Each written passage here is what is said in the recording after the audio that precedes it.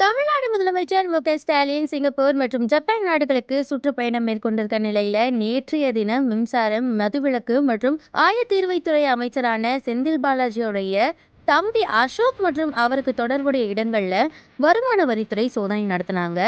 இந்த சோதனை 2வது நாளா இன்னைக்கும் தொடர்ந்துட்டு இருக்கு. இந்த நிலையில இப்போ அமைச்சர் உதயநிதி ஸ்டாலினுடைய மனைவியான கிருத்திகா உதயநிதியுடைய அசையா சொத்துக்கள் மற்றும் வங்கி கணக்குல இருக்கிற ரொக்கத்தை அமலாக்கத்துறை முடக்கியிருக்காங்க. கிருத்திகா உதயநிதியுடைய ரூபாய் 3.3 கோடி மதிப்பிலான அசையா சொத்துக்களை அமலாக்கத்துறை முடக்கியிருக்காங்க. இது தொடர்பா அமலாக்கத்துறை தன்னுடைய ட்விட்டர் பக்கத்துல 25/5/2023 அன்னைக்கு தமிழகம் முழுவதுமே இருக்கிற பல்வேறு அசையா சொத்துக்களை அமலாக்கத்துறை தற்காலிகமா பறிமுதல் செஞ்சிருக்காங்க. இதன் மதிப்பு ரூபாய் 36.3 கோடி.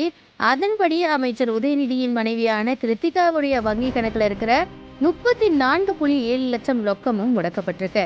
மேலும் கிருத்திகாவுடைய ரூபாய் 3.3 கோடி மதிப்பிலான அசையா சொத்துக்களையும் அமலாக்கத்துறை முடக்கியிருக்கு. உதயநிதி அறக்கட்டளைக்கு தொடர்புடைய இடங்கள்ல நடத்தப்பட்ட ரெய்டின் அடிப்படையில தான் இந்த சொத்துக்கள் முடக்கப்பட்டிருக்கிறதா அமலாக்கத்துறை தெரிவிச்சிருக்காங்க.